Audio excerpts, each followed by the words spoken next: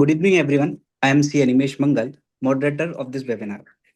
We are delighted to welcome you all in the webinar being organized by CP Committee of ICI. It is my pleasure to be moderator for the webinar, which is on Code on Wages 2019 and recent judicial development in income tax law.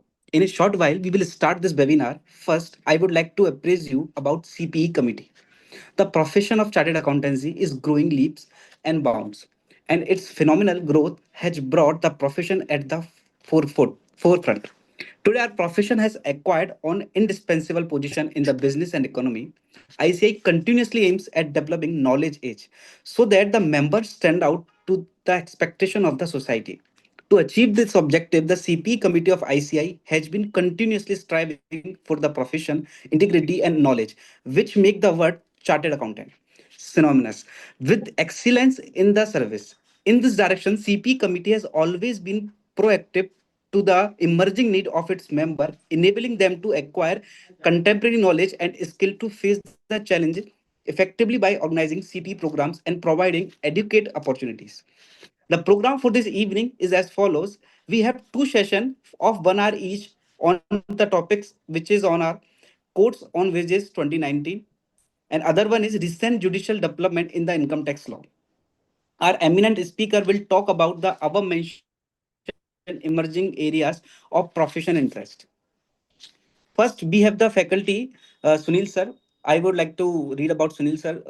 He is a chartered accountant with over 14 years of professional experience practicing since 2011 and holds multiple qualifications including CS, LLB, MCOM, DISA, and insolvency professional registration with IBBI. Has deep expertise in taxation, labor laws, and real estate, RERA, and insolvency matter, and is impaneled as a peer reviewer with ICAI. He is regular faculty on the labor laws and also known for delivering practical compliance focused training for professional and business leaders, blending strong legal insight with real world business understanding. With these words, I would like to invite CS Sunil sir. Thank you, Anmesh. Good afternoon, everyone. First of all, I express my gratitude to CP committee for giving me this valuable opportunity. I particularly thank to Satish Gupta sir, Vishnu Agrawal sir, in their leadership and continuous efforts organizing such relevant programs and CP programs and sessions. Friends, the Code on Wages, which has been notified on 21st November 2025, we have read about these codes and everyone is concerned regarding the definition of wages and how it will impact to the employers and also to the chartered accountants. So today I will try to cover up all important provisions under the Code on Wages, including the draft rules which were notified on 30th December, and also touch upon to some rules, some forms which are appended to these rules. So friends, I hope this session will be very helpful to all the professionals. With these words, I start my sessions. I share my presentation.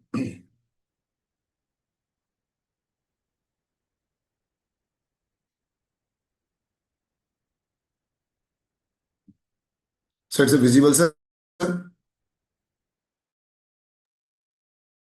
मेरी screen visible है क्या? Just Yes, a second, sir. sir. Please. So we start. The code on wages consolidate 4 labor codes, which includes the Payment of Wages Act, Minimum Wages Act, Equal Remuneration Act, and Payment of Bonus Acts. These rules, these acts were set. Payment of Wages Act was to ensure payment to the timely payment to the employees, and minimum wages was to fair wages payment, and Payment of Bonus Act was regulating the bonus provisions, the bonus payments. So under these acts, all 4 codes have been consolidated and have been amended in some parts. So we will discuss all the relevant provisions, including the highlights of changes under the new codes. This act was earlier enacted on 8th August 2019, but finally it was implemented on 21st November 2025. The preamble of this act is clear: amend and consolidate laws relating to wages and bonus. So there are two important parts.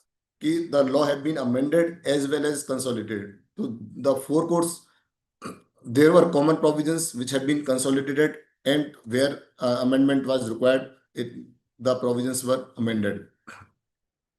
So I have mentioned here which laws were consolidated. So earlier Payment of Wages Act was governing uh, to employees which was earning up to rupees 24,000 per month. So there are certain limitations which was not favorable to the employees. Now under this code, these restrictions have been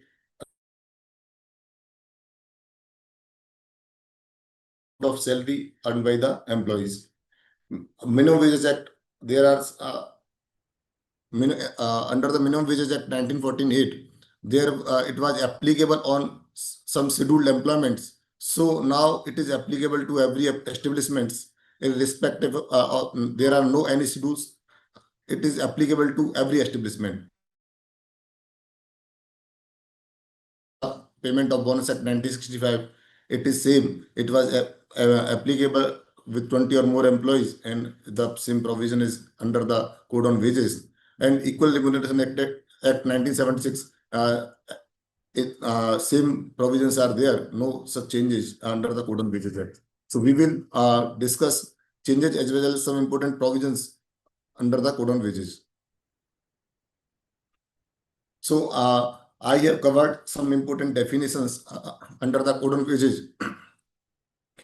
Employee, there are confusions among the professionals, who is the employee or who is the worker, and what are the difference, and how it will impact to the establishment and to the chartered accountant to meet their compliances, to check at the time of audit. So under the Code on Wages, under the definition, under the clause section 2, clause K, employee, every person who is employed, either for skilled worker, semi-skilled worker, unskilled work, manual, operational, supervisory, managerial, and it has a wide definitions. But if we differentiate with the worker, then if any person who is in the manager or administration capacity, then it will not be the employee. He will be the worker. And in case of supervisory capacity, it is the salary ceiling has been there up to rupees 15,000. If he is getting the salary of rupees 15,000 and he's under the supervisory capacity, then he will covered under the definition of worker. If he is exceeding, he is getting salary more than rupees 15,000 and working even in supervisory capacity, he will be covered under the employee definitions. So for understanding all these codes, including social security codes and other codes, the difference between employee and worker is very important to understand. Employee includes the worker. If we analyze in that words, employee includes the worker, because worker and employee, every employee will be treated as every worker will be treated as employee, but every employee cannot be treated as worker, because we have read at managerial capacity and administration capacity and supervisory capacity in, exceeding rupees 15,000 salary, it will not be covered under the definition of employee. And it's a next important definitions, which is the code, which is the heart of the Code on Wages. It is the wage definitions under section 2, clause Y. In this definition, there are certain important points which will be included and which will not be included. I have covered this definition, and next slide we will discuss there. Appropriate government, it is very important to understand. There are two governments, central government and state governments. For certain establishments, the appropriate government will be the either central government, or in case of other authorities, it will be the state governments. So establishment will have to understand, okay, who is the appropriate government for that establishments. So in case of central authority, yeah, establishments working more than one states, railways, mines, etc. The appropriate government will be the central government, and in other cases, the appropriate government will be the state governments. Uh, Next important part, establishment. This is very important to understand by the professionals, because this the codes are applicable to establishments. It is not applicable to the employer. It is so it is applicable to the establishment. What is establishment under the code on wages? So it is any place where industry, trade, business, manufacture or occupation, any commercial activities are there, then it will be included in the definition of establishment. There arises many queries regarding the NGO, the establishments which are working for not profit. The nature of ownership, the nature of entity is not relevant. The what is relevant is the if that place is used for that purpose, either any commercial activities are there, then it will be covered under the definition of establishment, even if it is owned by the non-profit institutions. So it's a very important. Now we discuss the wage component, wage definition under section 2 clause Y. What is included? In law, it is specified the basic pay, dearness allowance, and retaining allowance. It will be always included in the definition of wages. But there are certain components which will not be part of the wages.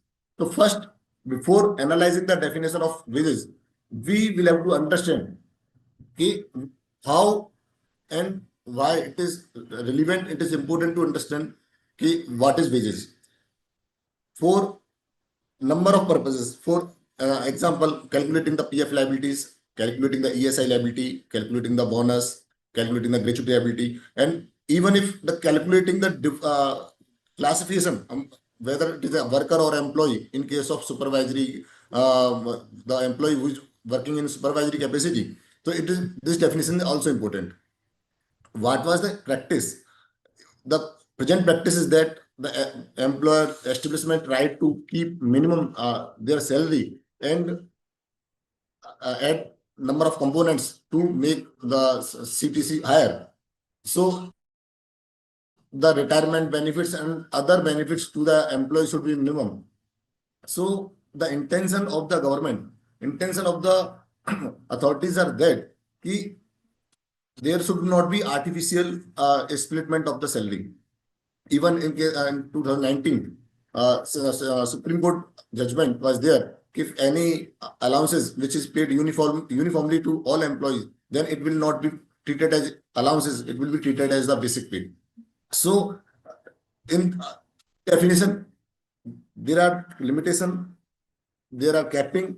If exclusions or allowances, which is not part of the wages, exceeds 50% of the total salary, then it will be added back to the difference will be added back to the wages. So it is the maximum limit. Now the question query is that whether it is the basic rule. If any employee is getting rupees 1,000 salary, and establishment can fix the 50% as a basic, it's not correct way to interpret this section. This is the maximum limit. If the establishment gave maximum 50% allowances, but allowances should be allowances, not a artificial splitting of the salary to reduce the benefits to the employees. So what is not included? Bonus, house accommodation facilities, value, contribution to funds, traveling allowance, transport allowance, overtime allowance, house rent allowance, commission, gratuity, or retrenchment compensation. So before excluding, we should check also whether it is an allowance or it is only split when the split of the wages to reduce the retirement benefits or other benefits to the employee. If it is artificially splitted, it can be added back by the authorities at the time of inspections. So it should also be taken care. We understand with one example how this definition is very important, is relevant to understand. For example, any employee is getting rupees 30,000 gross salary at present time, and his salary has been structured in that way he is getting rupees 12,000 as a basic salary and 18,000 as allowances. But now under this definition, what section 2 clause Y says, the allowances cannot be more than 50%. So in this case, the allowances can be maximum of rupees 15,000. And in present, the establishment is paying rupees 18,000. So the difference means 15,000 or 18,000 का जो difference, जो gap है, rupees 3,000, it will be added back to the basic pay. And rupees 3,000 will be added back in the rupees 12,000, and his wages will be rupees 15,000, and it will be used either for PF, gratuity, and other benefits. So it will huge establishment will be impacted by this definition in this financial year and further, because they gratuity provisions, gratuity valuations, gratuity liabilities was as per their prior definitions. But now it will have to reviewed, it will have to be recalculated. And ESIC case, in ESIC case, it's also very important how it will impact, because under the ESIC, the basic definition was different from other laws. It was including all allowances. It was, we can say that it was the gross salary. But to coverage, there are ceiling of rupees 21,000. Now, by changing this definition, how it will impact the coverage? If we analyze the previous example, he was earning rupees 30,000 as a salary, and so that it was not covered under the ESIC benefits, under the ESIC law. But by this definition, now his salary will be treated as 15,000. If establishment has restructured in that manner, then it will be included under the ESIC ambit, and establishment will have to check whether he is insured under the ESIC law. So it's a very important for the professionals also, he may suggest their clients, particularly keeping in mind the ESIC provisions. So it will huge impact to the employees which is on the borderline, or we can say that they were getting more than rupees 21,000, but up to rupees 40 or 41,000. So it is a very important to keep in mind. Now we move on the chapter by we move on the next provisions. This is the regarding Equal Remuneration Act. What Equal Remuneration Act says, there cannot be discrimination on the gender basis. No any salary for similar work will be paid either man or woman or any other gender equally for similar work. So same provisions as Equal Remuneration Act is mentioned here. There are no such changes. Now we move on this very important task, important part, chapter 2, minimum wages. At present, under the Minimum Wages Act, every state specifies, prescribes the minimum wages according to the skill of the employee. But now new concept of floor wages has been introduced. It says the central government will fix the floor wages, and state government cannot keep their minimum wages below the floor wages. So it will cover both. It will cover it will be beneficial to both employee and employer, because employer the employer who was working for more than one states was not able to take idea कि what will be the actual cost, what will be the expected salary. He was not aware with the minimum wages provisions. So it will help to estimate the wage liability, and employee also he will get the minimum floor wages. Or if minimum wages are determined more than the floor wages, it will be higher. It cannot be reduced to floor wages level.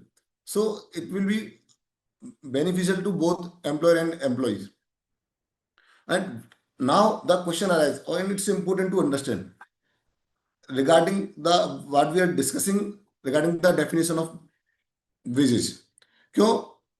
अभी हमने जो देखा previous example में discuss किया कि अगर उस what is the meaning of salary between the 15,000, even establishment is paying rupees 30,000. So what component will be taken into consideration, whether or establishment is paying the minimum wages or not? So there are three options. It will be determined as per the appropriate governments. It may be included basic rate plus cost of living allowance. It may be include the cash value, basic rate plus cost of living allowance plus cash value of concessions, and also it may include the all allowances. It will depend on the appropriate government. So it's a very important questions to keep to check the compliances with the minimum wages act. Which salary has to be which salary has to be taken into consideration. So this will support it will depend on the appropriate government what structure he has decided. They have decided. Now we move on the provisions regarding working hours. In the law, it has been specified which number of hours will constitute the normal working day. So it has been specified कि appropriate government, the power has been given to the appropriate government. So we will discuss in the rules, draft rules, what central government has proposed. And it has been also specified the overtime salary, overtime work will be paid twice. What is the normal pay? It will be paid by over double rate. So the definition of wages will also impact the overtime salary, because overtime salary will be paid as per the definition under section 2 clause Y. So we will have to compare the normal working hours times and overtime. If we analyze the forms notified under the draft rules, there are specified there is a specific column which hours is overtime and how it has been paid. It is very important to keep in mind. And some relaxation has been specified in case of emergency and intermittent employment, this relaxation may be granted.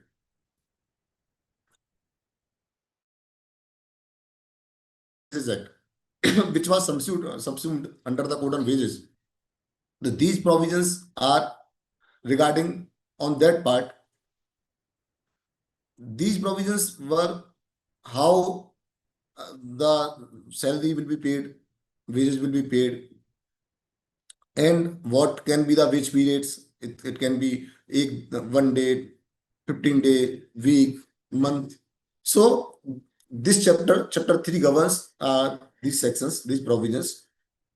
So section 15 specifies the payment modes. Wages shall be paid in current coin, currency notes, check, or by crediting to employees' bank accounts. Sorry. So at present, what confusion among the establishments or among the professionals are there? Persons are thinking that the wages will be paid by bank account only. It is not as per the section 15, but it has been mentioned the power has been granted to appropriate government. The appropriate government may specify for which industry, for which establishments, the wages can be paid by the bank account only. So under the Act, Code on Wages, there are no limitations. There are no restrictions to make wage payment by the bank account. So it should be clear. How?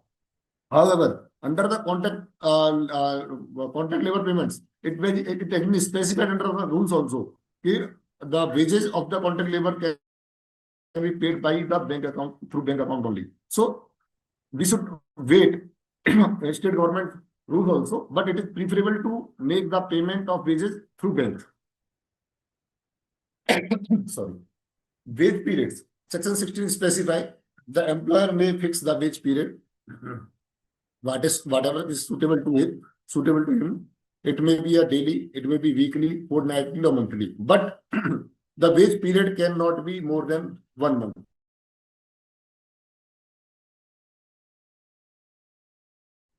Different period may be fixed for the different establishments. But there are changes in the payment timelines. It's a very important point. The establishment should be realigned their policies if there are changes. Earlier, there are provision if there are up to 1,000 employees, then it will have to be paid by 7th, and more than 1,000 employee, the salary will have to be paid by the 10th of the next month. But now it has been, if the employee is on daily basis, it will be paid by the end of the day. If it is the on week, which period is on weekly, then it will be paid by the last working day before weekly holiday. In case of fortnightly, within 2 days after fortnight, and monthly basis, it will be paid on within the 7 days of the succeeding months. So these timelines should be very important. If I connect the contract labor provisions also there, it has been specifically mentioned if within 7 days the contract labor salary is not paid, then principal employer liability triggers, and within 15 days the principal employer will have to pay. So these payment timelines is very important. And very important part is that in case of dismissal, removal of the employee, there are within 2 working days, full and final payment should be there. So it in the project practice, it is 30 days, 45 days, and next month payroll processing. So whatever is there, it should be changed, and full and final settlement should be done within 2 working days from the date of dismissal. So it's a very important point to be keep in mind. These are authorized deductions from wages, as it was it was in the Payment of Wages Act. I have specified some. I will touch upon here. This is fines under Section 19. Under the Code on Wages, if any omissions is specified by the employer, the employee has any done default, then employer will give this opportunity.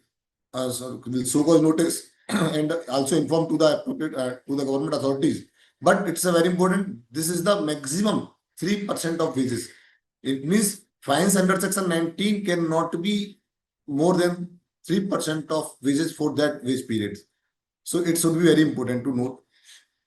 Section 21 regarding the absence from duty. If employee is an absence from duty, is employer may make deductions for that leave for that absence. Damage or loss, Section 21. It's a very important to note here if any act of employee which due to which the employer has incurred loss or damages due to his negligence, due to his default, then he may recover, but it should be the deduction cannot be more than the amount of loss. And also we should important to note that Section 18 subsection 3 specifies the total deductions cannot be more than 50%. So from 1 to 6 we are reading here all deductions. For example, if their salary their wages is rupees 20,000 and their deductions exceeds rupees 10,000, and if there is deduction for that month is rupees 12,000, then section 18 subsection 3 restricts the deductions. It can be make maximum 10,000. So if employer has provided any advances, loans, and other things, so they should plan how it will recover. It cannot be it cannot be determined in that manner. So their deductions from that wages exceeds 50%. There were payment of bonus act provisions. There are no some such changes. I have highlighted some points which was also in the payment under the payment of bonus act. Minimum bonus rate 8.33% and maximum bonus cap is 20% of the salary, and allocable surplus is 60%, and in case of banking establishments and 67%, and others there are no such changes. No change in the bonus calculations, same provisions as per earlier provisions regarding gross profit calculation, available surplus, allocable surplus, the same provisions, but I have mentioned here only. As there are same provisions on regarding set on and set off mechanism. The investments should keep in mind the section 37. Okay, if they are paying any customary bonus regarding like on Diwali and any other occasion, the he may keep he may adjust that bonus with the statutory bonus. Now we discuss the misconduct deductions. The question arises whether if employee has some done some default or some misconduct, and due to which the employer has incurred some losses, so whether it can be recovered from the bonus payable amount. It is under section 38 it allowed, but it can be up to the maximum amount that employer has incurred the loss. And section 29 specifies some grounds by employee is disqualified. Employee may be disqualified if he is involved in that activities regarding fraud and sexual harassment activities and theft, misappropriations, etc. There were also early provisions also. We have discussed same provisions. ये bonus provisions will be applicable for establishments where are 20 or more persons are employed. And eligibility criteria, there are ceiling limit, which a ceiling limit for which the employee will be beneficiary will be eligible for bonus. I think 21,000. I think as I remember, and working day computation, same provisions are there. And especially exams and same provision exemptions has been granted to LIC and other provisions. So there are no changes under the bonus act. I have highlighted here only the some provisions to review. Now we move on the offenses. The offenses we should keep in mind the repetitive offense will be higher, will be penalized higher with a higher amount or higher penalties. So I have categorized into two parts. If there are less than minimum payment, there are the violation of payment of wages.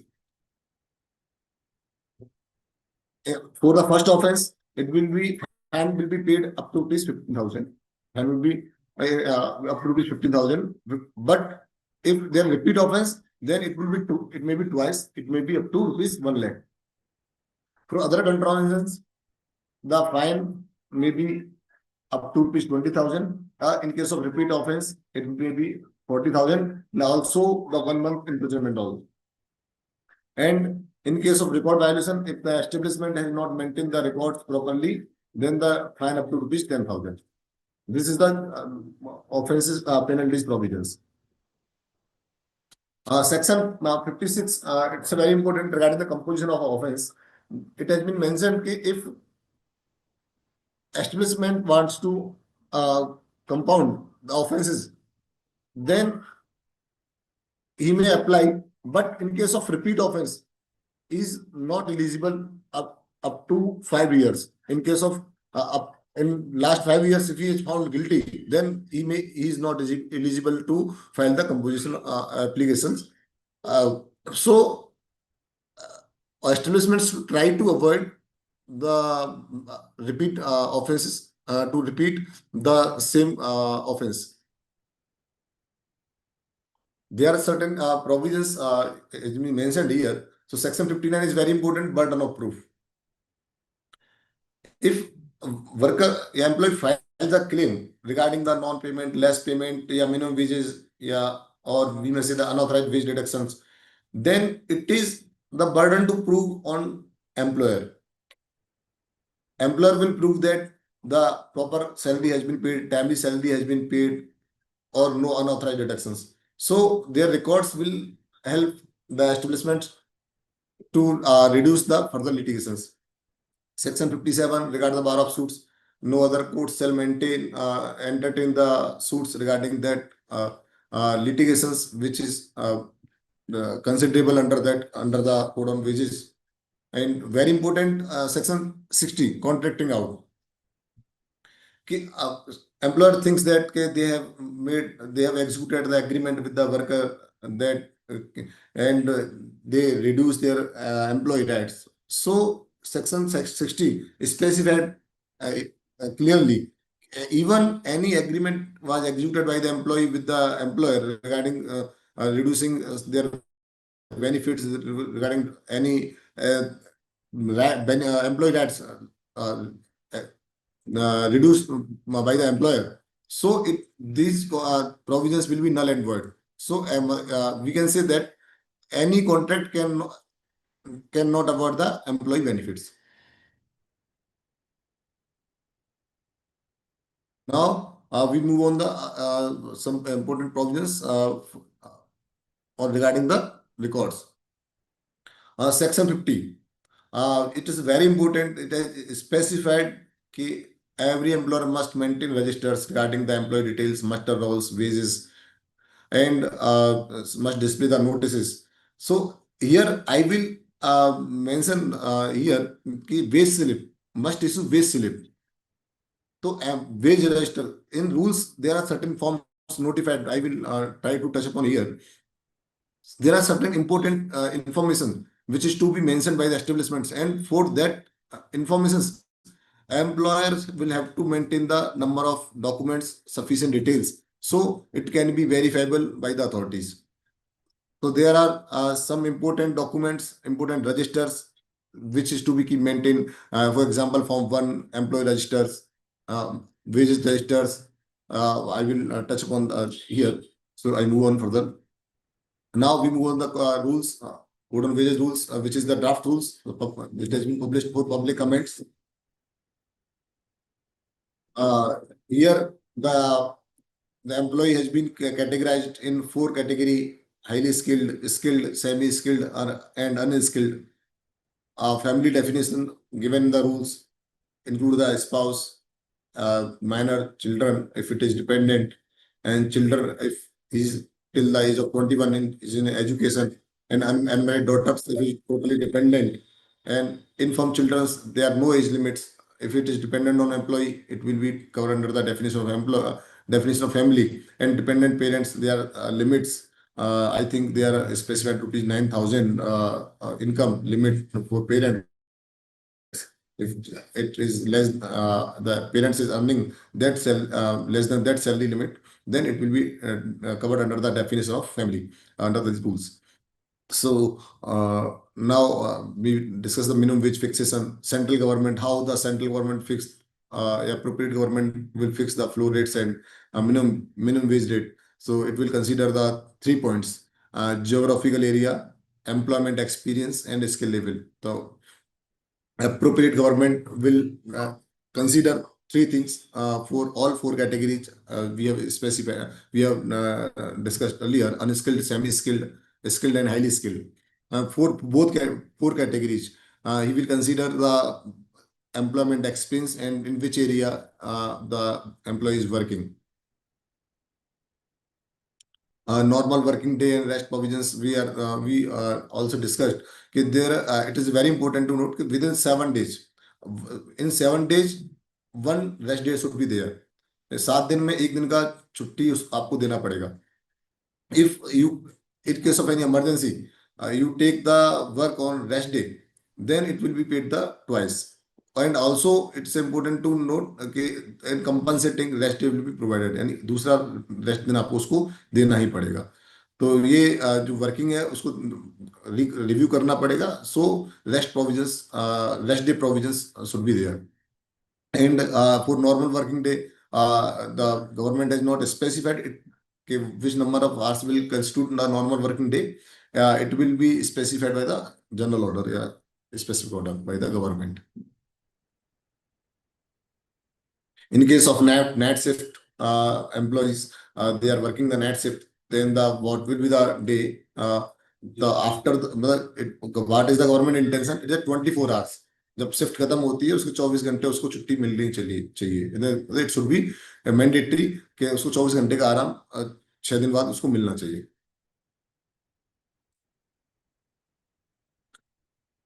Payment of village provisions we have discussed also, पर यहाँ मैंने highlight भी किया है कि उसकी जो deductions हैं it should be authorised as per law. जैसे for example for authorise for absence, absence में कोई लिमिट नहीं है, एब्सेंस के लिए अपन कर सकते हैं, पर for other deductions fines and other things it can not be more than 50%। And also in case of fine, the establishments will have to intimate to the deputy chief labor commissioner. uh, so this is very important कि, fine deduction for fine cannot be there without the involvement of authorities. There is also important कि if any employee has defaulted, then establishment have to display the notices in the prominent place in the English and local language. So there are certain formalities before imposing any fine by the employer to employee. And fine can be imposed only when it is approved by the authorities. We have discussed already this. This is the payment of bonus calculations. We have discussed already. These are the bonus provisions. This is important. Payment of dues and claims. Under the codes, it is also forms has been specified regarding nomination. If the employee cannot be found out, or in case of death, or in case of nominee is not found, then employer cannot take that, cannot keep that money. He will have to deposit the amount with the authorities. So it has been specified here.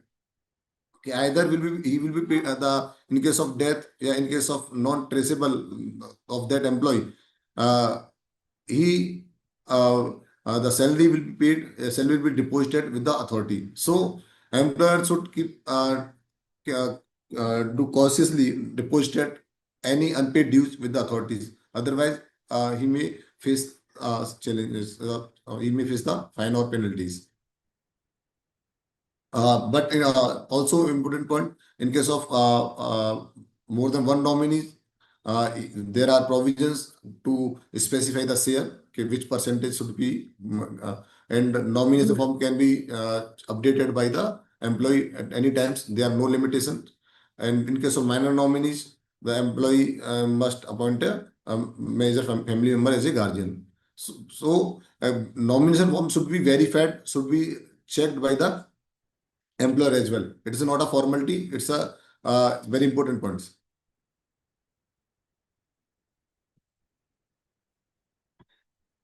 I have discussed here, I mentioned here some forms. The single application form. This form 2 and form 3 is regarding the litigation. If any employee has some issue with the employer, so he may file application with the authority in form 2, and in case of appeal will be filed in the form 3. The mandatory register, it's a very important employee register. I have mentioned and I have separate slides regarding the contents in the form 1 and form 4. Form 9, also form 4, regarding the fines and deductions regarding the attendance registers. So we will discuss there. And wage slip. It is very important. Every employer must issue the wage slip to the employees on or before the payment of wages. So in form 5 has been specified regarding the wage slip. So the contents in that form should be there. And it's important, it should be intimated, it should be given to the employees on or before the date of payment. These are the provisions regarding inquiry and of these are the miscellaneous provision. Annual return filings under the labor codes. A single return, annual return is to be filed by the employer, every employer, and to which that this code is applies. Now I will touch upon some forms. And it's a very important form one, employee register. I have categorized these details in four categories: personal details, employment information, statutory identifiers, or additional records. So in employment register, there should be clear employee code, name, surname, gender, father's name, spouse, date of place of birth, nationality, and education level. So these details are why it is important. I mention here key place of birth. It will also helpful to identify in case of to determine the interstate migrant worker. So these details is very important. Second, employment information. There are specific mention. Okay, you will have to specify. Okay, in which category he is joining? Highly skilled, skilled, semi-skilled, and unskilled. Also, type of employment. P for permanent, T for temporary, FT fixed term, T trainee, and B बदली कि किस तरह का employment में आपने उसको join कराया है, तो ये उसके एम्प्लॉयमेंट रजिस्टर में होना चाहिए. It's very important. उसकी डिटेल्स, स्टेटस आइडेंटिफायर, उसका UN number, pan number, ESIC insurance IP number, ESIC IP number, उसका आधार, बैंक डिटेल्स. तो ये सारी रिकॉर्ड्स उसके लिए बहुत इंपॉर्टेंट है. Additional records in this nominee details, family information, service book number, exit details. It's important. Exit details are there. वहां पर ये भी लिखना है कि वो रीजन फॉर एग्जिट, तो उसके छोड़ने का कारण क्या था, वो भी आपको उसमें मेंशन करना है. तो I think there 36 or 37 points in the employee registers. The employer will have to take care before filling the information that register. He should have the sufficient documents, should have the valid documents before finalize the details. I have mentioned here the employment categories: highly skilled. Second, form 2, single application. In case of litigation, the employee or inspector, or we may say that trade unions may file the application against the employer. So in this form, I have specified the information in four categories: applicant details, opponent information, and grievance specification. So the grievance specification is very important, for which region this form can be filed. If it is if employee claims that he was underpaid, he was not paid, the overtime was not paid properly, any other unauthorized deductions are there, the minimum bonus was not paid, then he may file the application before the 13 in the form 2. This is the points I have discussed. This is the form 3. If in case of appeal, if the person is not satisfied with the order of is passed by the authority, he may file the appeal and under in form 3. This is important. There are certain declaration. Okay, the matter is not pending with any authorities, with any court. So before filing any appeal, should be checked. Now we discuss the form 4. It's a very important register of wages and deductions.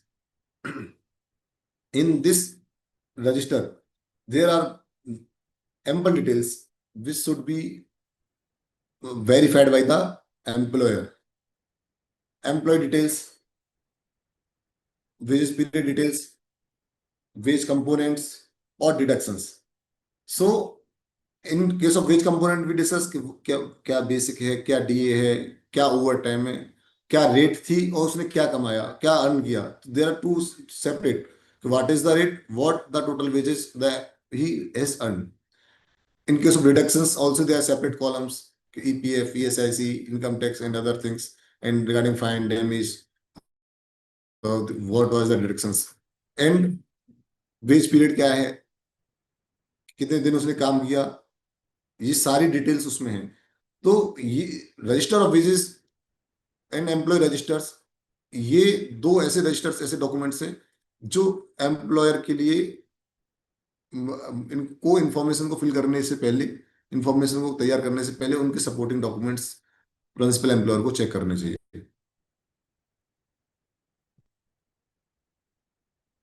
Now, we discuss the wage slip. It is a mandatory to issue wage slip. There are no any relaxation for small employers. I think in case of domestic worker, or in case of agriculture worker, up to only 5 persons. Then they have been relaxed only, or no any other employer has been relaxed. So what is mentioned under the wage slip कि कब उस date of issue, wage slip कब issue की गई, किस page period की है, establishment name details, employ name details, bank account number, rate of wages, total attendance, gross wages payable, total deduction, net wages paid. So these informations should be aligned with your payment registers, with your bank details, with your financial statements. You will mention कि किसी employ का कोई laser बना रहे हैं, अपन payment करते हैं, तो वो रिकॉर्ड्स मैच ही नहीं कर रहा, तो जब wage slip should be acknowledged कि ये उसको मिली कि नहीं मिली ऑन और बिफोर द पेमेंट। तो ये वेज स्लिप इश्यू करने से पहले जो अपन जनरल एंट्रियां जो बुक्स में अकाउंटिंग भी करते हैं, तो उसको चेक कर लें कि बुक्स की अकाउंटिंग और वेज स्लिप की डिटेल्स मैच करती है या कहीं उसमें डिफरेंस है। This is the form 6 for, अगर in case of establishments as applied for the composition of offence. Form 7 nomination form, ये this is the common form in case of bonus, gratuity and salary, they are different parts but is the common form. But यहाँ इसको employer के लिए बहुत important है कि वो सभी सारी इंफॉर्मेशन को सर्टिफाई करता है, तो इन सारी जो इंफॉर्मेशन उसने भरी है वो चेक कर लें कि वो प्रॉपर है कि नहीं है।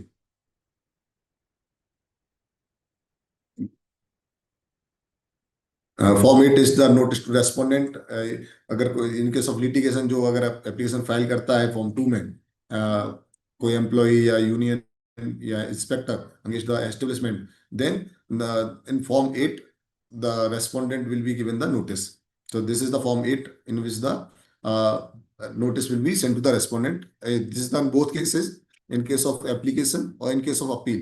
In both cases, the form 8 will be issued. They are a separate part A and part B. And form 9. This is a very important registers. There are employee presence details, working hours, overtime, and it's very important to highlight the two details. If any employee has worked outside the office premises, he has given for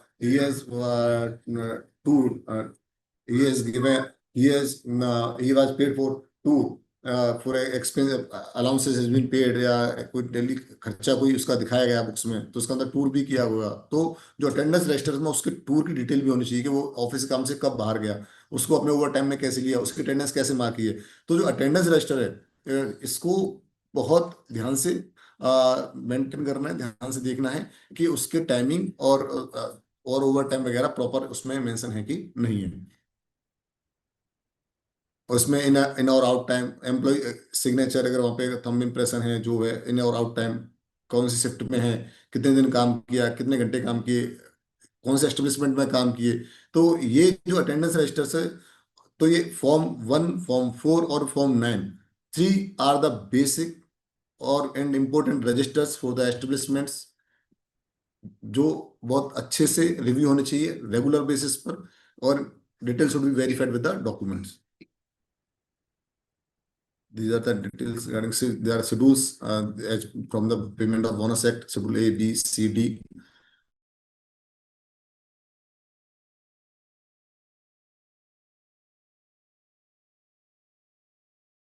This is the E, is the E for the regarding D for the category, E for the skill classifications, whether it is a semi-skilled, skilled, or unskilled. I think this is from my side.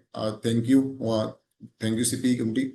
Now I welcome if there are any queries, please. Animesh ji. Thank you, sir, for your kind deliberation. Although you have covered all the things regarding this topic, but we have few questions from participants. The first one is Yes, please. the salary structure in the company is as follows. The basic one is 50,000, HR is 20,000, and other allowances is 30,000. It does not specify the verification of other allowances, which is जी. 30,000. In this case, what will be the basic wages? 50,000 or 80,000? So, sir, first of all, I have discussed and I also highlighted the Supreme Court judgment.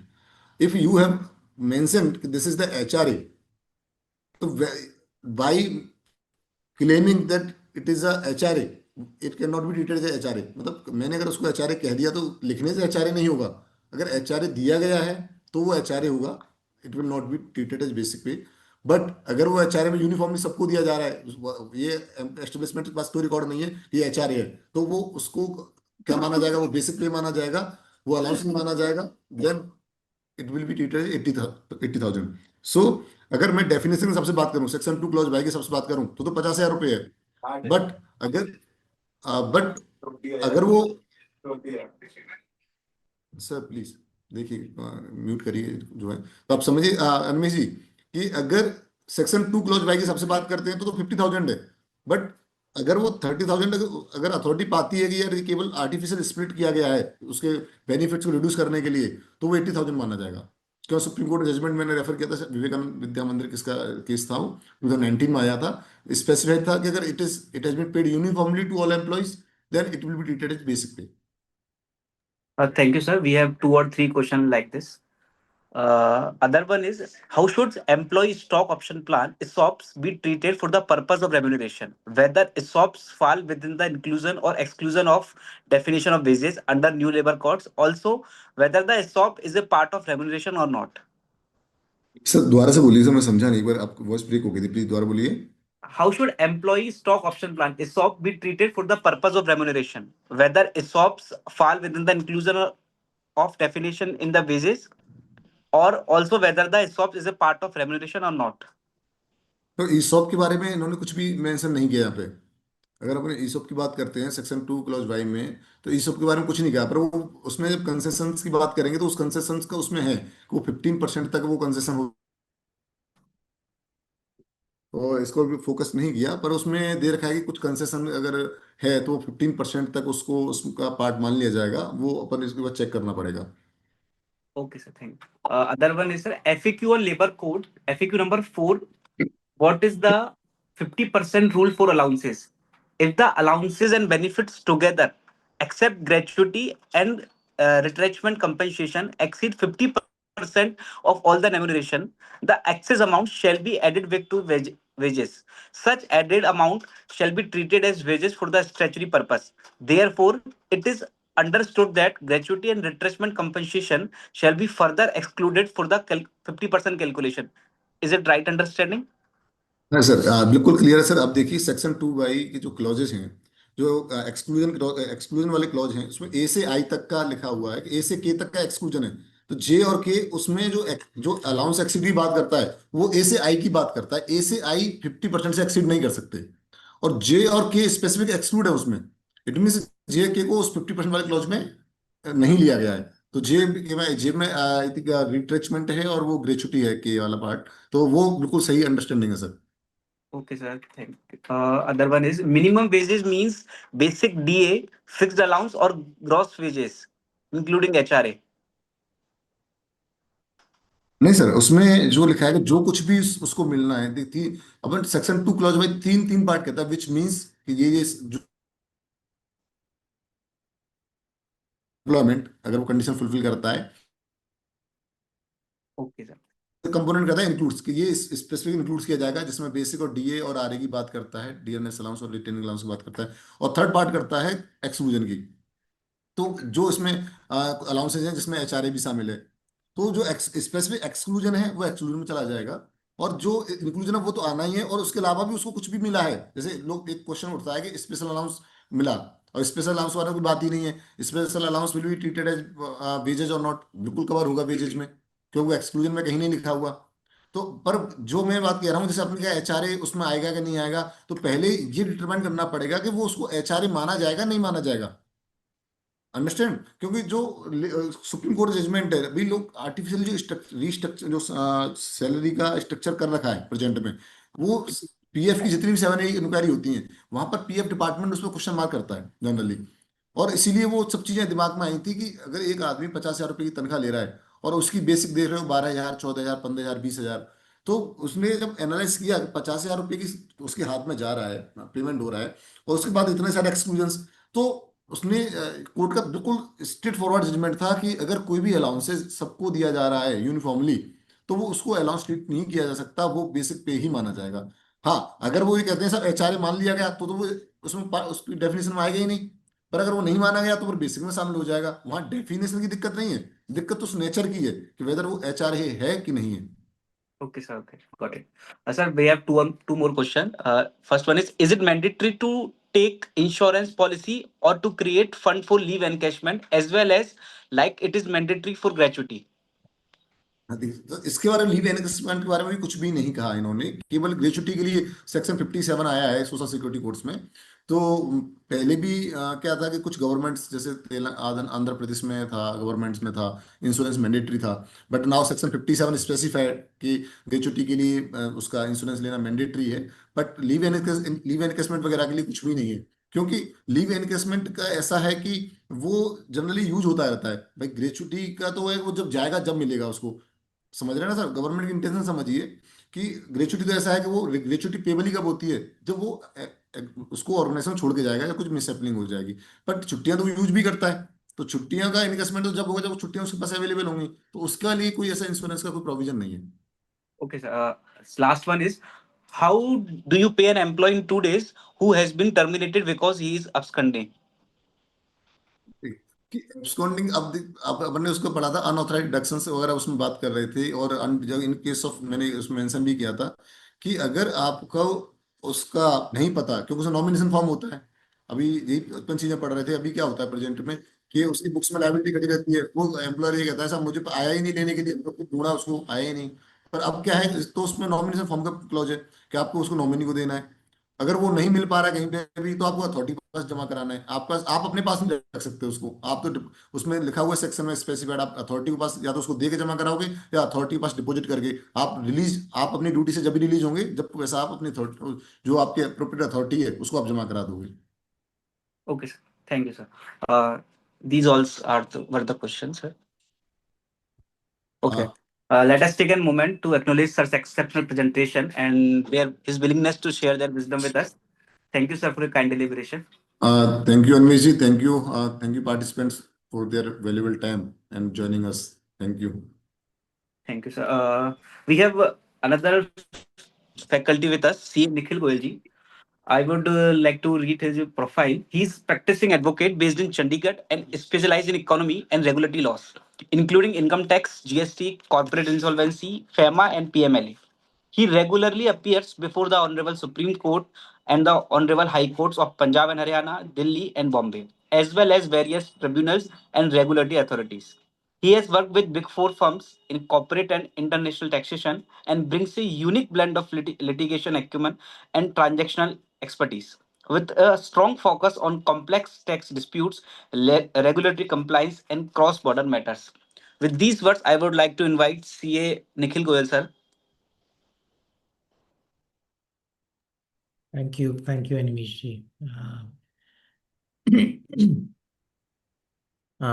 Today, I thank the CP committee and our chairman for this opportunity to address our audience. And recently, I did a session with the Direct Tax Committee as well on a similar issue of recent judicial developments in the income tax law. Today's session, we will try to follow up and just discuss on some newer segments and some judgments that might be relevant when you're dealing in day-to-day practice. So the idea is not to reproduce the statute on a screen or to just read sections while we do this discussion. The idea is to go through certain relevant provisions and to understand or appreciate how, by judicial interpretation, a section has been given its true meaning or the legislative intent has been upheld, and how, over a period of time, by amendments, that judgment sometimes is neutralized or is given effect to by an amendment in the statute to uh, again cover up certain lacunas within the implementation of the law. So on that note, so the previous discussion we had in this seminar with the Direct Tax Committee was majorly focused around reassessment proceedings, Section 148 and the nuances and so forth. We'll keep a very brief discussion on that aspect as well. But to start off today's session, we will be discussing the search and block assessment proceedings. So, as my professional friends are aware, this very procedural code with respect to assessment in a search case has gone through multiple levels of amendments over a period of time, especially if we see in the last decade itself, there are three different amendments to the law, which are relevant, which are pending litigation at different stages for your clients as well. So before I delve into the judgment that created the change in the legislation itself, I will just briefly touch upon what is the provision of law which existed from different times. So since the year 2003, the assessments for search cases were conducted under provisions of chapter the sections 153A to section 153D of the Act. Now, this provision itself was introduced for only search matters. Now, there was a requirement in law to segregate certain assessments, whereas the timelines for conducting a regular scrutiny assessment or a reassessment might be different. The search assessment carried its own code, its own limitation under section 153B of the Act. So much so that, especially for a searched person, initially up to the year 2017, the law was that they could be reassessed for a period of up to 7 years. That included the search year and 6 assessment years prior to the assessment year relevant to the search year. So, say your search year is 2015, July 2015. So, the relevant assessment year would be 16, 17, and you have to count back 6 years for the years that could be reassessed under Section 153A. Now, what used to happen was prior to 2003, since there was a block assessment procedure wherein the assessments were conducted as a block for the searched person. Now, what happened was, although the provision did not particularly provide for conducting a block assessment under Section 153A, but more likely than not, what used to happen was the assessing officers used to open the cases for all 7 years. And wherever there was any inconsistency, they used to make additions. Now, the idea of Section 153A was to make assessments on the basis of incriminating material. So, the key requirement for conducting an assessment or a reassessment under Section 153A was the existence of incriminating material, which used to form the basis of the assessment. Now, incriminating material is any document or any evidence which has been collected at the time of the search under Section 132 or any post search inquiries, and that material which otherwise stood concealed by the assessee could be used to conduct an assessment on the basis of this incriminating material. Now, what used to happen was that apart from the additions being made on the basis of incriminating material, there used to be certain assessments where, although there was no incriminating material, but merely because the limitation allowed reopening of the assessment, the assessing officer used to make certain additions which were not at all related to the uh, incriminating material at hand, or did not have any relation to the search itself. So I'll give a brief example. Say a vehicle is intercepted and there was a recovery of some cash from the vehicle. Now, we'll take the same date that we took on an example, that this cash was seized in the month of July 2015. Now, this is a very common scenario. There are times where clients are intercepted during election period, or there are certain times when uh, at regular checkpoints, or even in the railway police. In fact, there was one matter which I was dealing where the railway police had seized certain cash on a train bound from two different destinations, and that had its own intricacies as to which jurisdiction will exercise the power to assess or reassess in that case.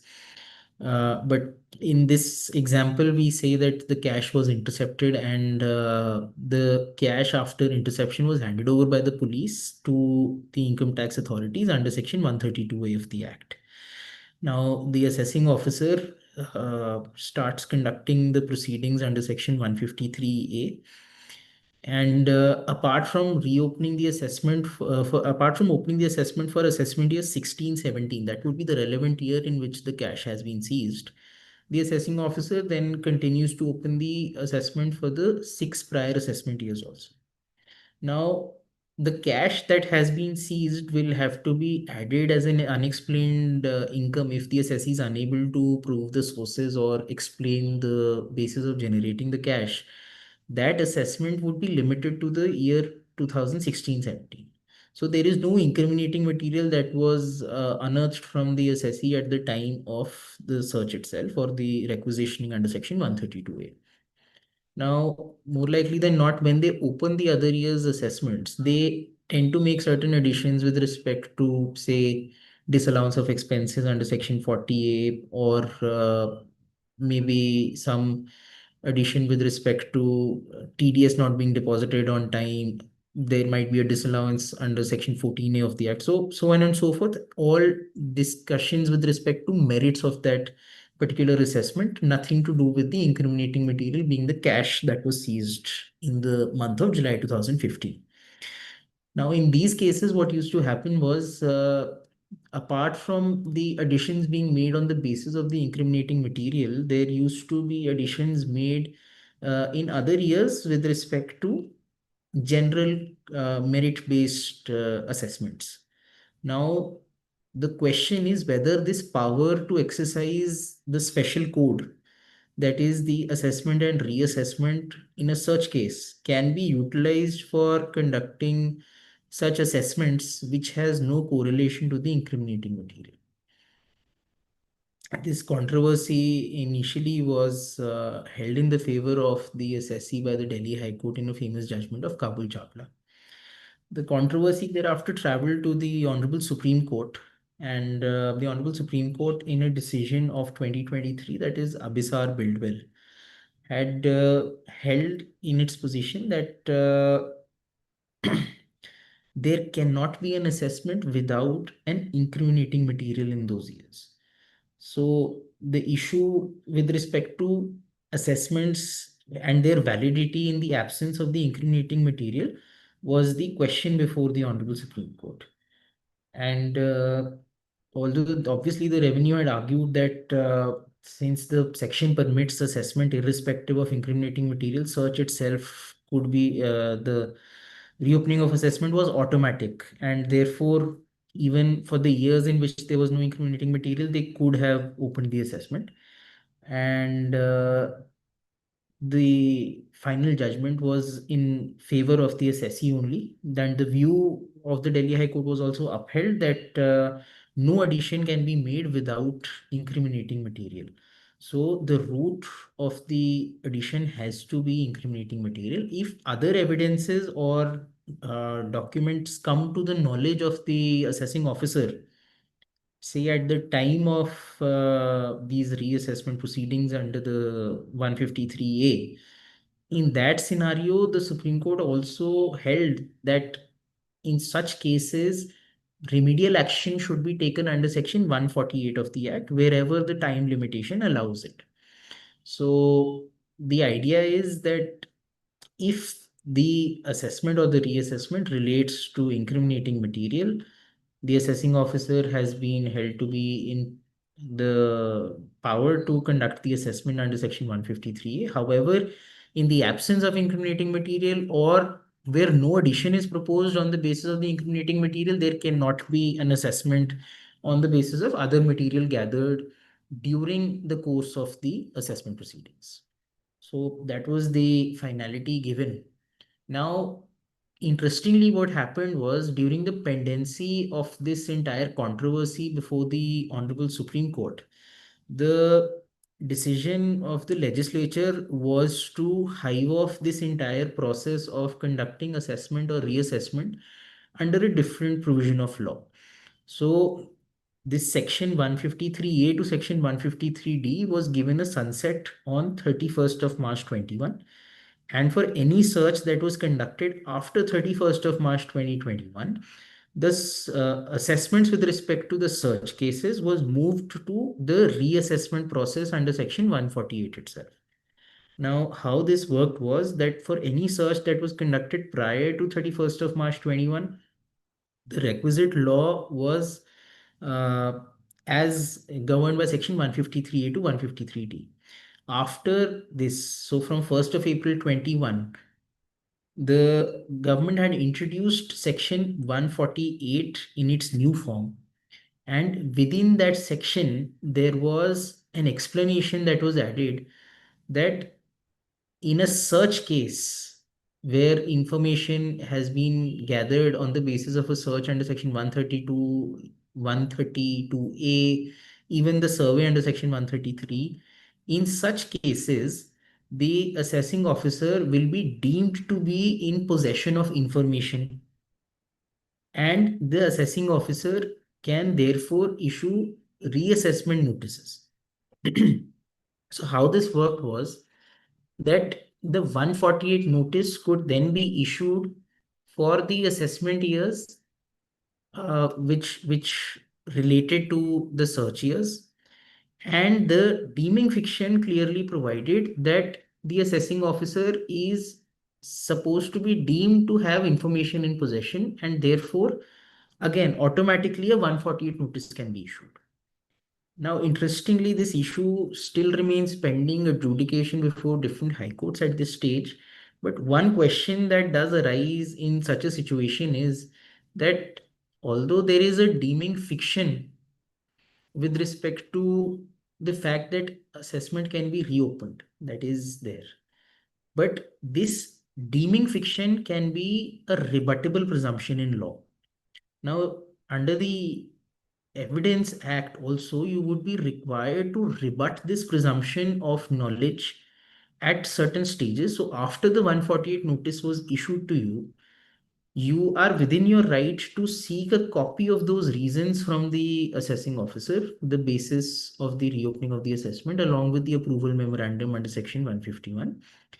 And apart from that, the assessee should therefore challenge if there is no information which relates to the search itself, and the reopening of assessment is based on, say, some other considerations. Let's take an example. The assessee is searched in the month of March 22. So it is after 1st of April 21, and now March 22 is the date of search. So under the new act from 1st of April 21, the assessing officer was empowered to go back up to 10 years. Now, how 10 years? Because initially the concept of 6 years was there up till 1st of April 2017. After that, there was an amendment in the Act under Section 153A, wherein the assessing officer was empowered to go from the 6th to the 10th year, up to the 10th year, if they are in possession of information that income escaping assessment upwards of 50 lakh rupees can be assessed in those particular years. So up to 6 years, there was no requirement to find the pecuniary jurisdiction on income escaping assessment in the shape of an asset. However, for going beyond the 6th year up to the 10th year, there was a requirement that the assessing officer has to record a satisfaction that they are in possession of an asset which constitutes the income income of the assessee, undisclosed income of the assessee, and that income relates to the year beyond the 6th year but up to the 10th year. So even interestingly, before April 21, from 2017 and onwards, the assessing officer was empowered to go back up to 10 years if there was an information with respect to an asset. Now, with respect to the new code, the 148 code, although this period of 10 years was upheld, as Section 149 provided that there were two parts to Section 149. One, the first was up to 3 years, there was no requirement of any pecuniary limit. Up to 3 years, the assessing officer was free to open any reassessment proceeding. Beyond the 3 year period, the condition of 50 lakh rupees in the shape of an asset was introduced. Now, there was an amendment to this 148 law itself in the year 2022. Two changes were proposed. Now, the initial section 148 deeming fiction was carried only for 3 years. Presumably so because the pecuniary jurisdiction under section 149 also provides for 3 years wherein no information value is required for the assessing officer to reopen the case. It is only the information that is required. So the threshold has changed, which initially was possession of incriminating material as far as the old law is concerned. Under section 148, the threshold was that you are supposed to be in possession of information. And that information also was deemed for the assessing officer in the explanation to section 148. However, it only provided for 3 years of reassessment. That deeming fiction extended only up to 3 years because there was a pecuniary jurisdiction in section 149, and both sections, when read harmoniously, say that yes, up to 3 years, since there is no pecuniary limit under section 149 1A, therefore the assessing officer is deemed to have information. By the amendment in Finance Act 22, this 3 year period was removed from the explanation to section 148, meaning thereby the assessing officer was deemed to be in possession of information for all 10 years. So not just for the first 3 years, now the assessing officer was deemed to be in possession for all the 10 years. Now, this creates a disharmony between section 148 and section 149, insofar as although 148 requires that the assessing officer is deemed to have information, but 149 strictly requires that the information beyond 3 years should be in the shape of. Now there was another amendment that this scope of the escapement was also expanded. So now there was a requirement of information wherein escaped income was represented either in the shape of an asset or in the shape of uh, an entry in the books of accounts or in the shape of an expense which is of a value of 50 lakh rupees or more. So 149 1B strictly requires that there has to be an identification of an asset or entry or expense which is of a value of more than 50 lakh rupees. And in only those cases can the assessing officer exercise the jurisdiction to reopen the case. And by allowing a deeming fiction of reopening of assessment, this presumption cannot be rebutted by the department unless they show that there is an asset entry or expense which is constituting an escaped income of more than 50 lakh rupees. So that is one legal ground which has to be very seriously objected to in all search matters with respect to Finance Act 2021 onwards and up to Finance Act 24. And the idea that this entire scheme was for a transition period added into the reassessment became very clear with Finance Act 24 number 2, wherein this entire code of reassessment and assessments for search was thereafter shifted to Section 158 BB and Section 158 BC of the Act, and the reassessment threshold now stood reduced to 5 years. So, from the initial rigors of going up to 10 years, by the amendment in Finance Act 24 number 2, the period for reassessment under Section 148 was reduced to 5 years. And the remaining provision with respect to assessment and reassessment for such matters after 1st of September 24 was moved to Section 158 PC. There is a surviving limitation with respect to all searches conducted up to 1st of September 24, that any assessment or reassessment under the previous law, the 148 law, can continue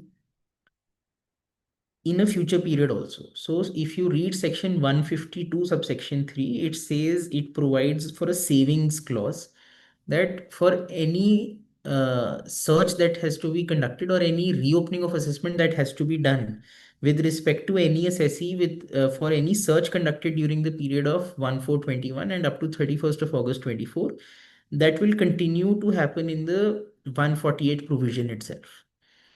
This can impact certain assessees that that were not directly the searched person but are in fact the other person. So beyond the searched person, there are also repercussions for the other person whose documents or whose information is collected in a search, and it does not belong to the search person but it belongs to the third party. In those cases, the assessing officer is empowered to transmit that information or that document to the concerned jurisdictional assessing officer of the searched of the other person, who thereafter can issue a notice under Section 148. So both the provisions of law with respect to assessment of the searched person as well as the other person, that is 153A and 153C, have been carried forth in the 148 provision itself. And interestingly, for 153C, there was a decision of the Honorable Supreme Court in the case of Jasjeet Singh. Although this is now pending further litigation in another SLP of Alankit Forex, but the idea is that the principle laid down in the judgment of Jasjeet Singh, this calculation of 6 year period has been very succinctly explained. Now, what happens is that the searched person and his assessment are run on the timeline as provided under Section 153B. But the other person whose assessment has to happen, there are two judgments one should read and appreciate. One would be Honorable Supreme Court in the case of Calcutta Knitwears, and the other is Honorable Supreme Court in the case of Jasjeet Singh. Calcutta Knitwears provides that the assessing officer of the searched person cannot have unlimited time to share the information with respect to the other person with their respective assessing officers. So in fact, they had put down three timelines in which this information can be transmitted. The first is immediately after the search itself. The second is during the pendency of the assessment proceedings of the searched person. And the third is uh, immediately after the conclusion of the assessment. Although immediately is not defined as to what is immediate, but it would be relevant for your assessee's case to examine as to what was the date of the conclusion of the assessment of the search person for that relevant assessment year, and what was the date on which the satisfaction was recorded by the assessing officer of the search person that this information or document belongs to the other person, and on what date after that the assessing officer of the other person recorded his satisfaction to open the case under section 153. At times, there are delays of upwards of 1 to 2 years, which we normally see. And we are even seeing certain cases where information with respect to searches conducted to prior to 2021 is simply being used as information for the purpose of reopening the assessment under section 148. Now, what one has to appreciate is that although the sunset provided under section 153A and 153C is for 31st of March 21, where the searches are conducted prior to that date and that information is passed on to the assessing officer after 31st of March 21, the applicable rule would have to be section 153C and not a 148 proceeding. This principle, if we are to look into, and if you have a case which relates to such a scenario where the information with respect to the search relates to a search prior to 21, but the reopening of assessment has been done after 1421 using the 148 law, it would benefit to read Honorable Bombay High Court in the case of Aditi Jewelers and Honorable Rajasthan High Court in the case of Tirupati Construction Company. In both these cases, it was discussed that the 148 provision cannot be used in such a case because 153C is a specific non-obstant provision in law, and it is only that provision of law that can come to the aid of the department for reopening the assessment. So 148 cannot be used where 153C specifically is empowering the assessing officer to conduct an assessment. Since both of them are a non-obstant provision, at the end of the day, the assessing officer will have to follow the procedure accordingly. So this is as far as the information passing of information is concerned with respect to the other person, that is not the searched person. So far we've discussed the principle that one, you cannot reopen an assessment merely because the statute provides for there has to be incriminating material in the possession of the assessing officer, and it is only on the basis of that incriminating material that the addition can be proposed in an assessment or a reassessment. It cannot be converted into a general scrutiny. So this is the principle as far as the interpretation of section 153A and 153C are concerned. Now, it would be beneficial if we test this further in litigation as to whether the same principles as propounded by the Honorable Supreme Court in the case of Abhisar Buildwell will apply to all the search matters with respect to the period from 1/4/21 up to 30th of September, 31st of August 24. That is for the period where the search proceedings were moved to section 148. Now, if we see, the threshold for the reopening is quite similar as far as section 153 and 148 from 1421 is concerned, because the assessing officer was only required to be in possession of information with respect to any incriminating material. So the assessee is to accordingly participate and take this objection that where the information in possession does not relate to or does not qualify the conditions under section 148, or where the proceedings have been initiated on the basis of such but the assessment order does not talk about any incriminating material, in that circumstance the proceedings can be challenged on its very jurisdiction, relying on the principles as laid down by the Honorable Supreme Court in the case of Abhisar Buildwell. So now coming to the fact that how this entire provision stands neutralized as far as post 2024 amendment in Finance Act number 2 is concerned. So post 1st of September 24, there has been an introduction of section 158 BB and section 158 BC for conducting the assessment with respect to search cases. Now, very interestingly, the concept or the threshold for such assessment or reassessment, now again the concept of the block has been introduced after a very long time, since 2003. But what essentially the provision does is it provides for a computation of undisclosed income.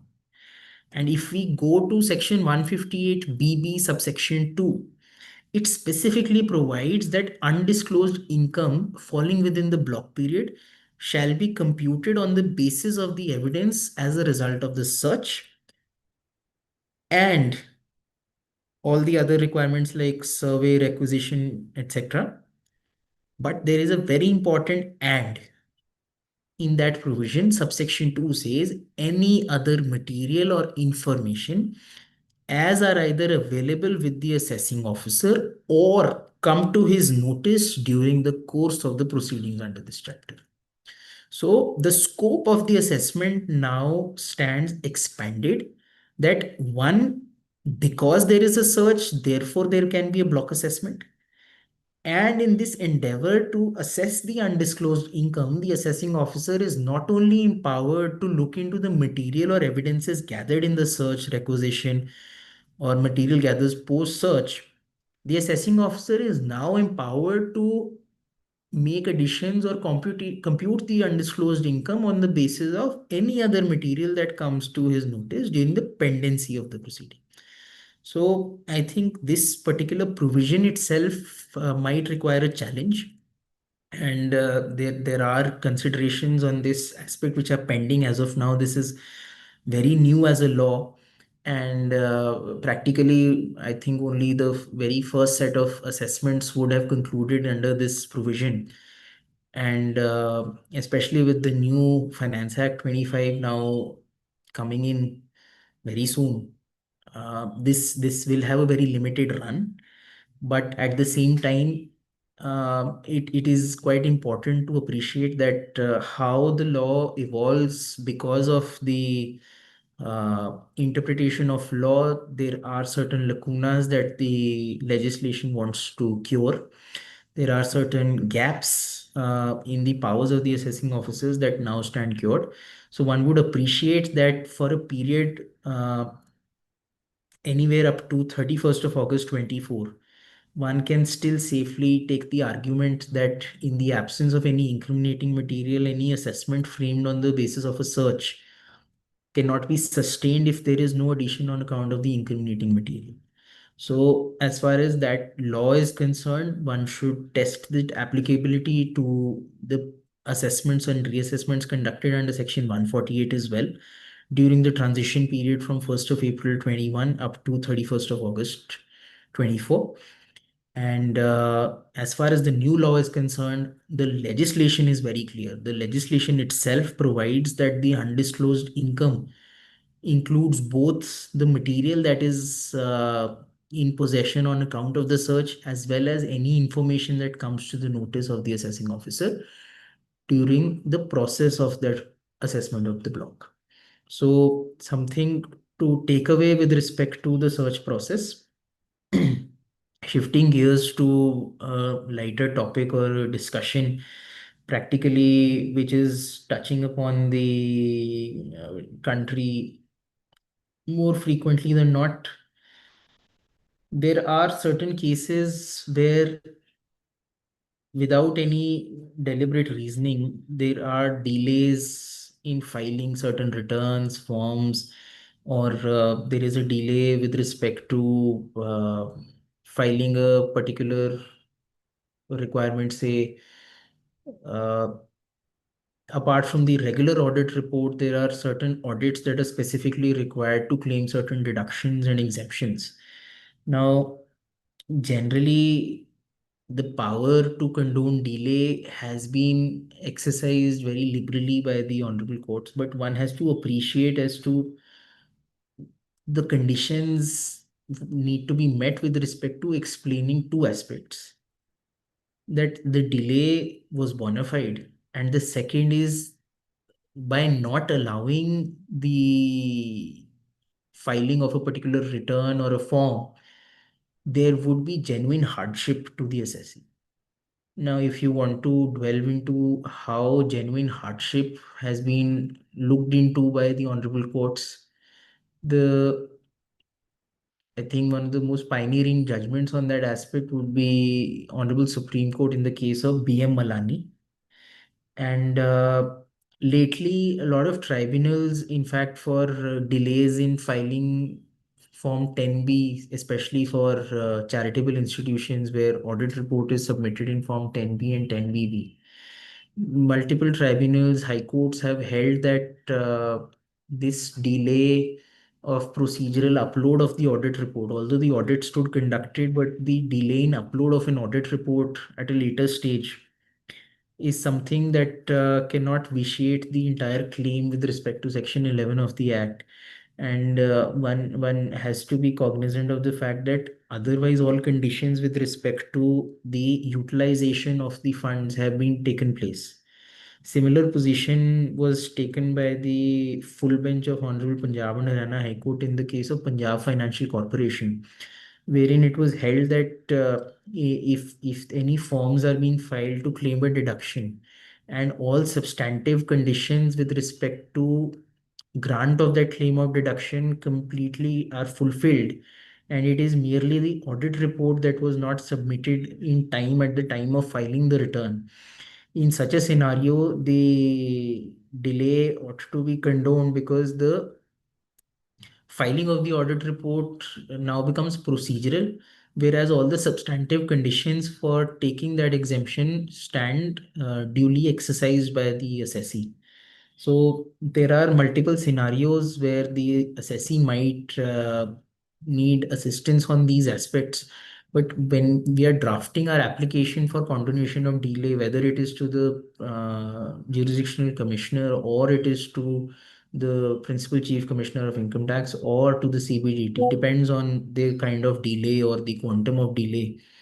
So in that scenario, one has to be cognizant that one, you need to explain the cause of that delay, and there has to be a genuine delay, genuine cause to that delay, and we have to explain what is the hardship being faced on account of that delay.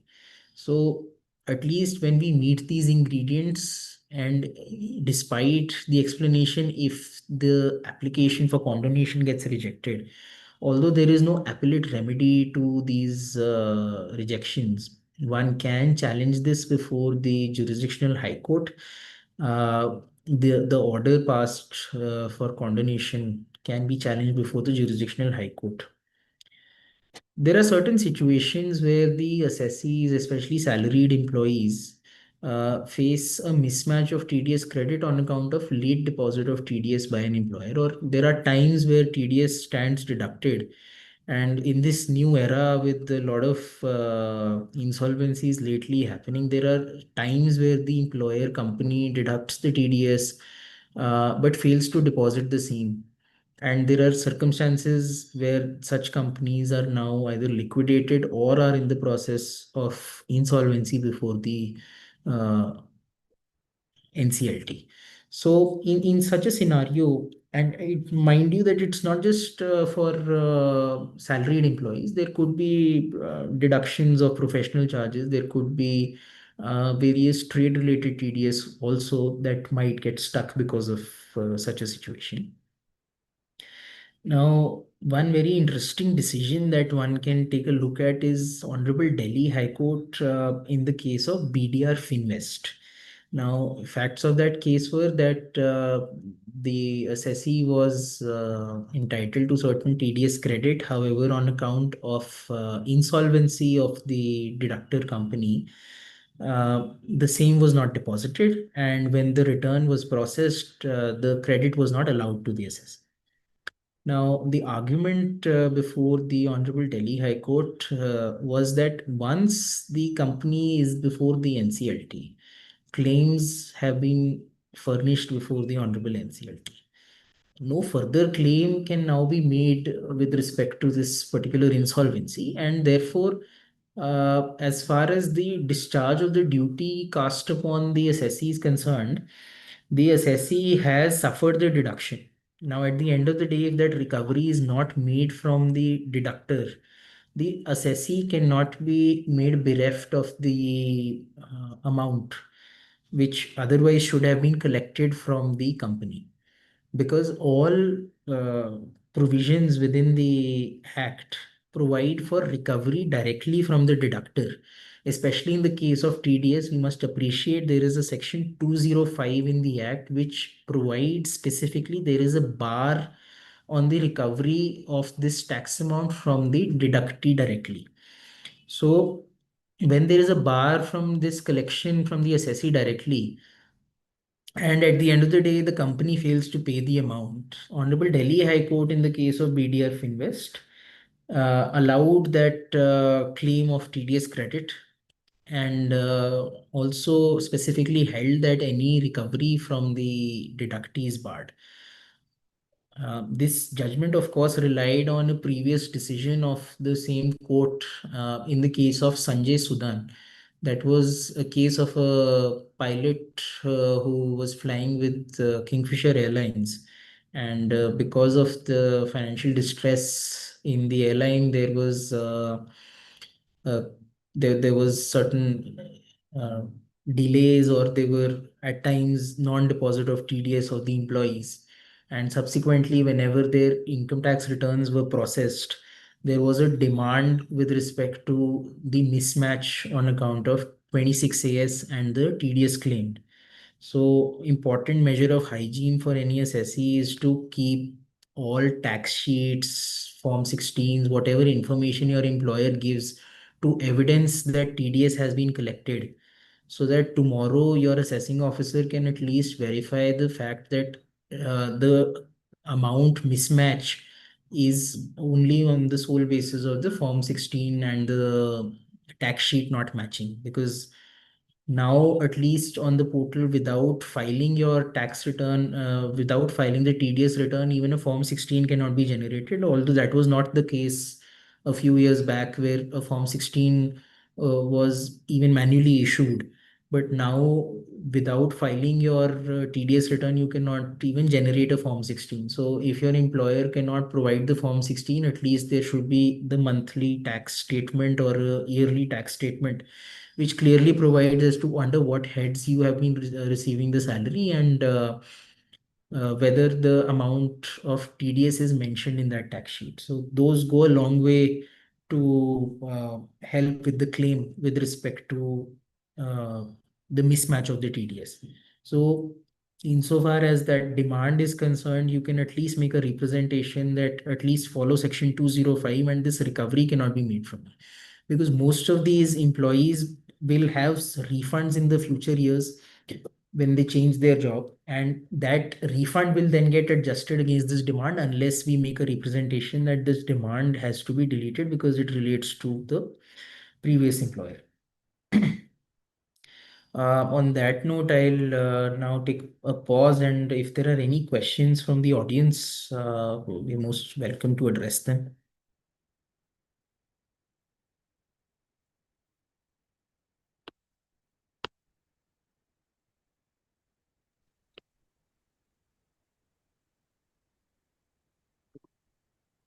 Animesh ji, if Yeah. there are any questions, we can address this.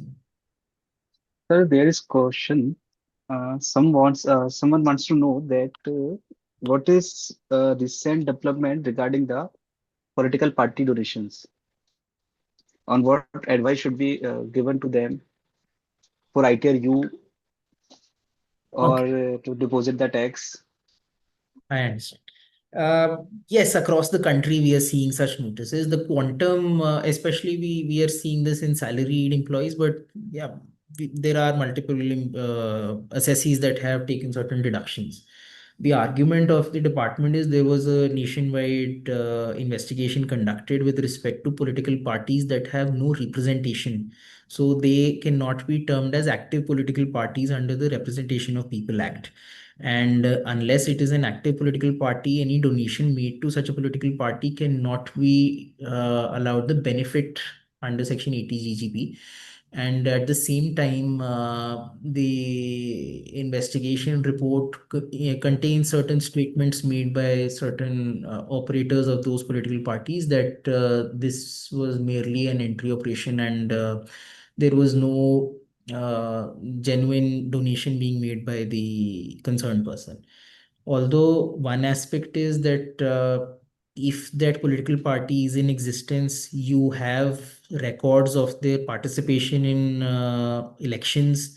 You can demonstrate that they hold certain voting share in the previous elections. You can fight that, because at the end of the day you will be protected by various judgments already propounded on the issue, that statement made by one odd person without any corroborative evidence against you cannot be the basis of making an addition or disallowing your deduction. At the same time, where you are not in possession of any such evidence, and that donation in itself could then become a problem in terms of merit based litigation, because then whether that political party can be deemed to be an active political party or not, that will become a consideration of fact which can be resolved, say, at the first or the second appellate stage. Now, as far as suggestions are coming that you should file an ITRU, and some of the assessees are even receiving intimations from CPC to file a revised return. In such cases, that assessment has to be done at a very individual level, as to how strong the evidence on record for them is. If already an assessment has started, in such cases, there is also a scheme for settlement of claims that can be exercised instead of going further in appeals. There is a provision for settlements where the addition is under 10 lakh rupees, and the total assessed income of the assessee is up to 50 lakh rupees. So those assessees are eligible for the settlement within the act. So that could also be explored for an assessee whose case has gone beyond the assessment stage. Now, especially for assessees who have received 148 notices, depending on what jurisdiction you are present in, you can challenge the technicalities of the 148 notice itself. Some jurisdictions are giving the benefit of the faceless controversy, that Section 151A procedure has not been followed across the country, which requires that a 148 notice was supposed to be issued in a faceless manner. However, all notices have been issued by the jurisdictional assessing officers. So yes, I mean that depends on the risk appetite of the assessee. ITRU is always an option if you now curtail your claim of the deduction. There will always be a tax payable, and in that situation, you will be eligible to file the ITRU. In certain cases where your refund is on account of tedious credit, even despite removing that donation deduction, you might still have a refund. In such cases, there will be a technical issue that you might not be able to file a ITRU. So that's on a very individual basis how it works, but I've tried to cover all scenarios where assessees might be stuck in this situation.